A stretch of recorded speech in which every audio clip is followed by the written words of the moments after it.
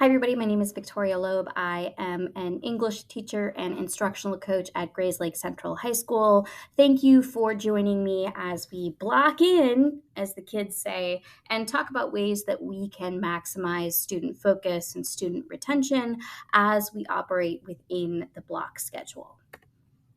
First, let's talk about kind of one of the big questions for the day. How do we reconcile the cognitive science of learning with the block schedule structure? So, we're going to be talking a bit about information processing and cognitive science and neuroscience, and how we can best leverage the time we have based on what students are capable of. Our learning targets are number one, that you understand the limitations of the working memory and can use this knowledge to reflect on your practice. And additionally, that you can apply the information processing model to your practice. Okay, we're going to get started with your handout. So my hope is that perhaps you've printed it out or you've made a copy, but we're going to do what we call a 3-2-1 bridge. And so essentially the 3-2-1 bridge is kind of like a modified KWL, where you're going to have students talk about 3 keywords, ideas about a question, 2 questions they have, and 1 metaphor or simile kind of comparing. So this is sort of over here is sort of what students come in with, that prior knowledge. And then after you learn, students will kind of come over here to the other side of the bridge and talk about what they've learned, give me a new metaphor, and then they'll kind of like show their work and kind of fire those connections and make the connection between prior knowledge and what they've learned after a learning episode. So I'm going to pause here for a minute, and I'd like for you to fill out the before learning 3, 2, 1. All right, so here is the information processing model. So we're going to start with students and what's going on with a student's brain as they, learn new information. And we're going to break it up into 4 different parts. What you have on page 2 of your handout is a really easy strategy. And we'll get into like the retrieval strategy kind of part of it later. But for now, you have a series of 6 terms that I'd like for you to take notes on. Now, notes might come in the form of you drawing a picture. It might be bullet points. It might be you kind of sketching out some of these things here. But you can see the first 4 terms are laid out for you here. We're going to move from the sensory register to immediate memory to the working memory to long-term storage. All of this comes from Michael Souza's interpretation of the processing model. It is not perfect. It is limited because the brains are obviously very complex. Okay, I'd like to start like over on the left with that sensory register. Essentially, I'll kind of use my mouse here. This is our environment, right? And the brain is basically taking in over 1 billion bits of information per second. Taste, touch, hearing, smelling, seeing. Think about all of the things your brain could possibly be paying attention to. Maybe there are lights above you and you're trying to pay attention to my voice and what it feels like to sit in the chair that you're sitting in. And so what we have are these this is supposed to represent Venetian blinds. So picture like the blinds in front of a window. You can open them and close them. And essentially your reticular activating system in the thalamus, that's going to like close these up so that not too much is going to get in, but certain things are going to make their way through the sensory register. Part of the information we're pulling from is Loretta Hammond here, and it says that she says the brain is able to zero in on what it recognizes as important, something relevant, something that stimulates curiosity, or something that elicits a strong emotional response. So something's going to get in, and something has to like trigger the brain and says, "Ooh, I should be paying attention right now." I'm curious right now. All right, from here we are going to move. Like if you make it through the Venetian blinds, then you're going to make it to the immediate memory, right? So this is a clipboard. And think about a clipboard versus like the table, which we'll get to next. There's not a whole lot that can fit on your immediate memory. So here we're talking about 5 through 20 seconds. It can only hold a few bits of information, up to 7 numbers. Like that's why phone numbers are 7 numbers. Like we can better allow students to kind of encode things and get things into immediate and into the next step by chunking them. We can kind of like organize information in chunks for them, to sort of maximize the potential for the immediate memory. So we've got to actually get it onto the clipboard. And this is where like a kid has to say like, yes, I understand it. I can attach it to like some meaning to it, or else it's going to go right out the brain and it's not going to lend itself to that work table. And most of what we're going to talk about today is going to happen on, this is supposed to be like a workbench or like a work table. And this is your working memory. It's where the brain, quote, works to connect new information to old knowledge in order to turn like little facts and figures and dates and concepts into something that has meaning and relevance. So, and sometimes like I see the word sense used here too. Like it needs to make sense, and needs to have meaning and relevance, like larger to their understanding and to their life. So this is like the bulk of what's happening in the classroom, as we're introducing concepts and having students work through them, and kind of like where like input of information happens. From here, I also want to talk about its limitations. Ooh, that says limitations. It tends to time out after 5 to 10 minutes for young people and 10 to 20 minutes for adults. Because, and this comes from the new classroom instruction that works, our brains are essentially lazy. They're always eager to revert back to low effort mode. Hence, after a couple of minutes of concentration, our brains need a change of pace, an opportunity to cluster new learning into larger concepts, to focus on something else, or to experience a change in emotional valence. By that, I mean like we're serious, and oh, there's like a funny anecdote or a joke, or we're kind of like looking at a concept and then we're moving to some sort of analogy, or I'm going to show kind of like this video. So our brains are essentially like lazy and they're going to power down.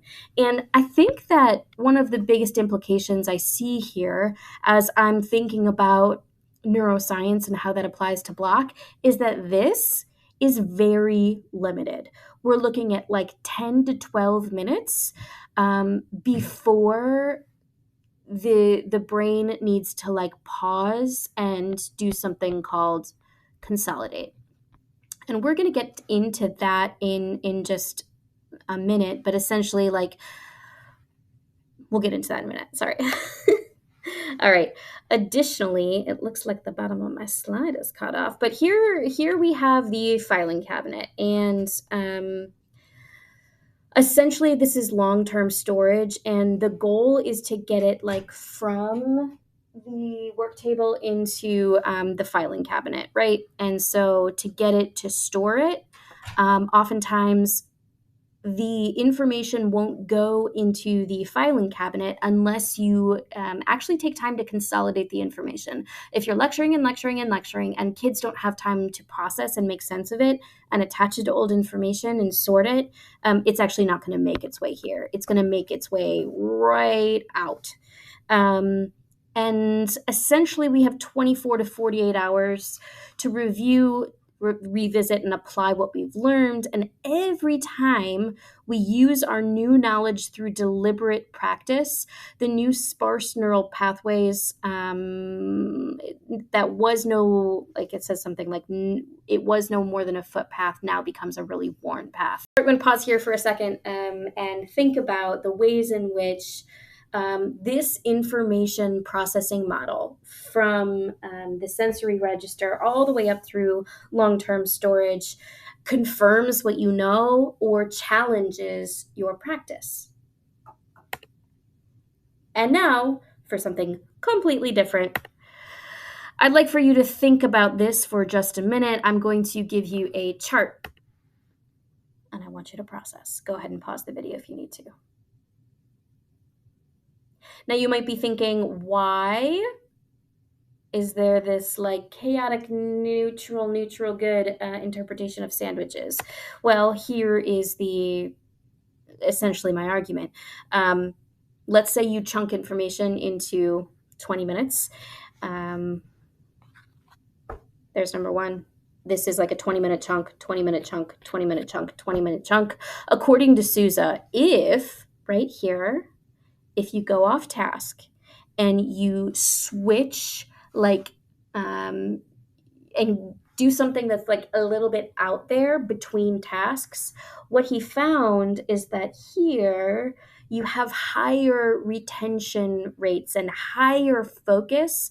Kids will get back into learning, which isn't necessarily to say that like this is like, okay, 10 minutes right here. This is quick. It's immediate. Here's a video. Here's a meme. Did you guys hear? Tell me about your day. And then you get back into things. Essentially, the graph suggests that teachers are more likely to keep students focused during the lesson if they go off tasks between the segments. And this is because of the novelty effect. The brain craves novelty. It is not able to focus for more than that amount of time before it says, well, number one, you're giving me too much information. And number two, could I please have something new? And so the brain is always going to crave that like switch. So if you give a little bit of switch between learning episodes is kind of the phrase that we're using here, you get more bang for your buck, essentially. So keeping this in mind, I would like for you to think about how we could best plan and structure the block in order to give us the most bang for our buck in terms of giving us the most focus and learning, and ultimately I'd add the word retention here. And I'd like to start the application okay, so basically this is what's happening in the student brain, right? How do I take this and apply it to lesson planning and to like the pedagogy of helping students make sense of learning? It's not exactly like the same thing. So let's kind of talk through a couple of things. So number one, I find this fascinating.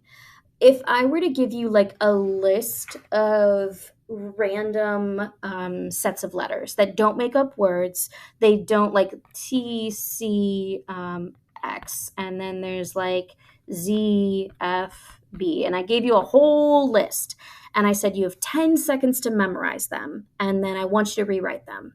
Essentially, what research says is that most people can remember what's at the top and what's at the bottom. So essentially the primacy-recency effect. And in a learning episode, so if this is like our learning episode here, we tend to remember best that which comes first, the beginning of a learning episode. So when you start something and you say, all right, here is our learning task, here is what we're doing today, this is the zone of premium remembering. Now, remember what we said in terms of that working memory and that working memory's capacity. We're looking at like 10 to 12 minutes here before the brain goes, I need a break.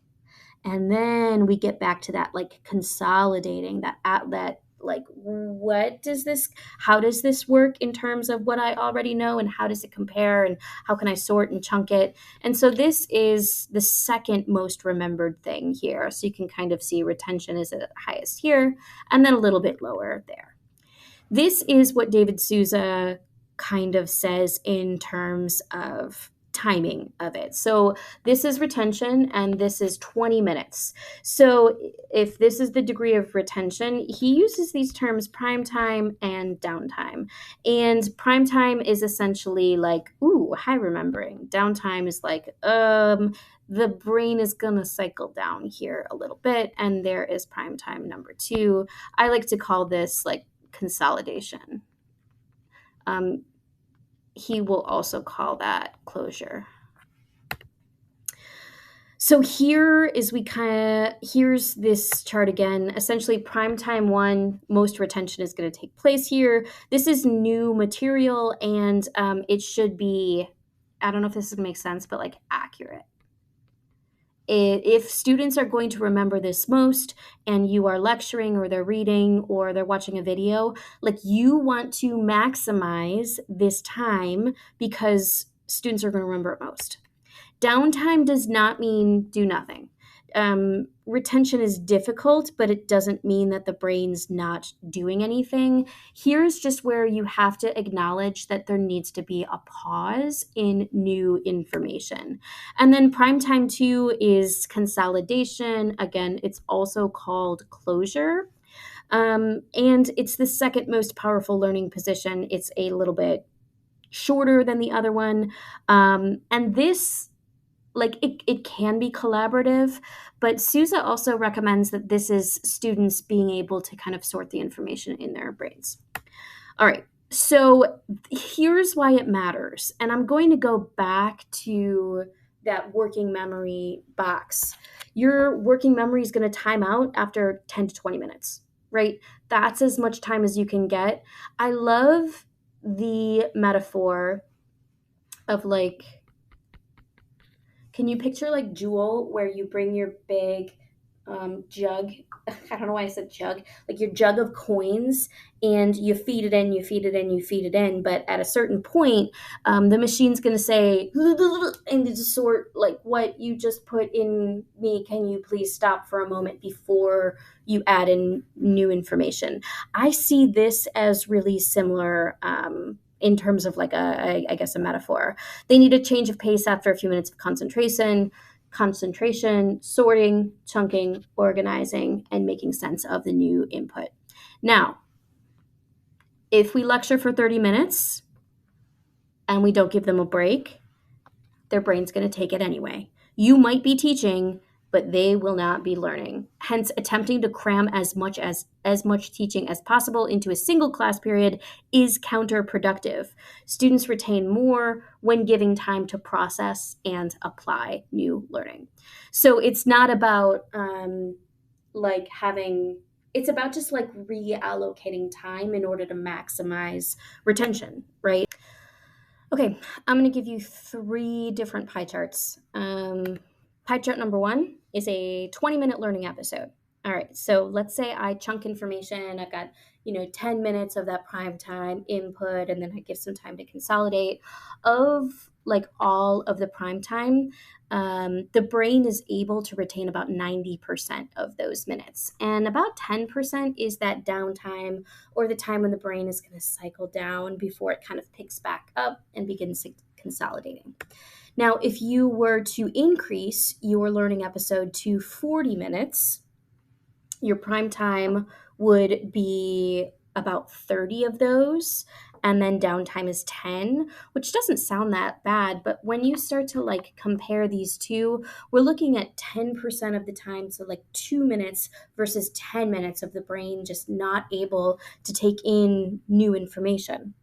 Now, if we were to take this and spread it over an 80-minute learning episode, so essentially we take one block and we're teaching one thing, one concept the entire time, lecture or not, look at the increase in percentage. So your prime time is 50 minutes, but your downtime is up to 30. So we're increasing at larger rates here. So essentially,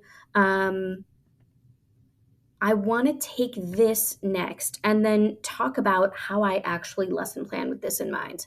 So first, we're going to ignite and capture attention. I don't quite have that on the slide yet. So this is the moment where we say, hey, pay attention. There's all this other stuff going on, but I want to make you really curious.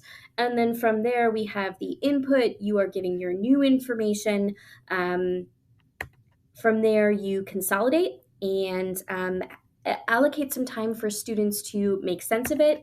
And then finally, this is about the application. And in terms of long-term storage over here, like if you want retrieval, like, okay, yay, we got it into long-term storage. But if you want to come here, you actually have to practice and strengthen those neural pathways. And every time we ask students to go back and grab that information, even if it's in small ways, we're helping to strengthen the neural pathways with like something called myelinization. I think that's how you say it. So like myelin is this fatty coating on these neural pathways, which just gets stronger and stronger the amount of times, no matter how many times the more times you reach into your long-term storage to apply it.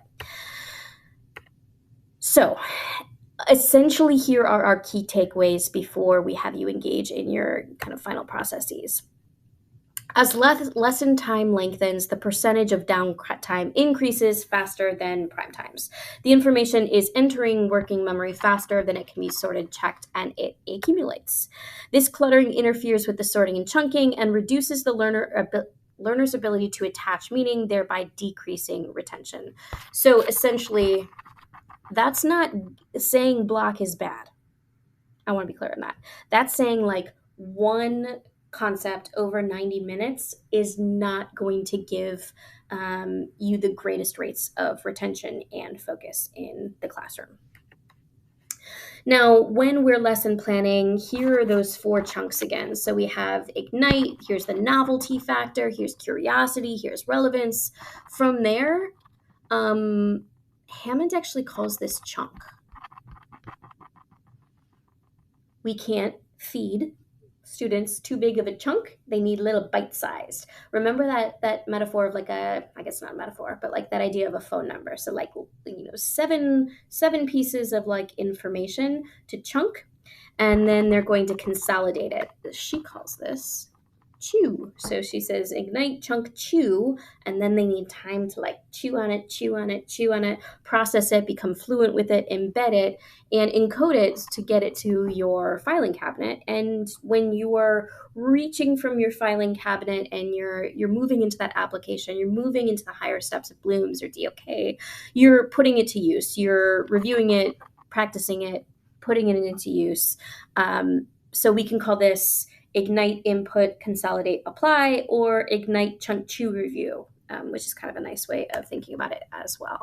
So as we're thinking about this, on the 3rd page of the handout, there's a 4 square with those kind of 4 different topics in there. What we have is like a set of learning phrase terms. But what I want you to do is like think about the different kinds of things you're doing in the classroom, which goes in which groups. I want you to sort the activities. I want you to think about why something like direct instruction versus video lessons versus think, pair, share versus a hexagonal thinking activity. Where does it go in terms of boxes? Does it go in multiple boxes? How do we place things in these kind of pedagogical clusters? And here is the final kind of takeaways. If you've not encoded the information, if your reticular activating system did not open the blinds, can you open them now? Here's kind of our final takeaways. Number 1, 20-minute learning episodes is sort of like the ideal. I want to note anything less than 20 might fail to get encoded and the brain might not attach enough relevance to it. So if we're organizing around these like smaller chunks, that's the ideal. So let's say you have like 4 learning episodes. The teacher should be in direct control of 1, maybe 2 of those. So even though we're calling this like input new information, by having students really engaging in that input independently or in small groups, that's going to give you most bang for your buck. You need to give students time to cycle down and build that in without it being kind of a free-for-all. This is time to get the information from the clipboard to the work table. Remember the primacy-recency effect. So that's that chart that looks like this, to ensure that like we are really maximizing the first couple of minutes of a learning episode, because that's likely that they'll remember that most. There's the locked in joke. It's a thing. I don't know. If that's session number 1, like lesson segment 1, and that's lesson segment 2, right there, if you go off task as the teacher for 30 seconds or 5 seconds or 10 seconds or 1 minute, retention rates up here on the second learning episode are likely to be higher. And the novelty effect, our brains crave it. We want new. So even the idea of like structuring 1 learning episode, if you flip a little bit to the second one, that's okay. Like that, the brain's going to like that. As long as you attach meaning to it, you have your focused learning target, you have your focused EQ, you can attach it to previous learning. That's a really good thing in terms of planning. All right, on your timeline worksheet, which is page 4, I want you to think about the last input-based lesson. So like when you had to give new information to students, wasn't a work day, wasn't a test day, it was like okay, maybe it might be a lecture day, may not be. On the left, I want you to write down how you organized your lesson time-wise. Rough estimates are just fine. And I think this is what we're going to do in the department meeting, Ashley. Did students have time to cycle down? Do you think you used the information processing model and the pedagogical steps of Ignite, Chunk 2 review in the best possible way? And essentially using what you've learned in the session, how can you reconfigure what you're doing in your planning or even like in the moment in the classroom to maximize student focus and essentially retention? If you are interested, these are like the 4 books that we use to pull this information from. You'll actually see that all these guys are going to pull back on the research of Souza. His book's really fascinating. If you're looking for like actual strategies, this one is pretty excellent in looking at not only the cognitive science, but also strategies that are attached to it to get the most research-based practices that are best for students, so that all students are learning and remembering. If you have any questions, please reach out to your building instructional coach. Thank you for making it all the way to the end. Woohoo!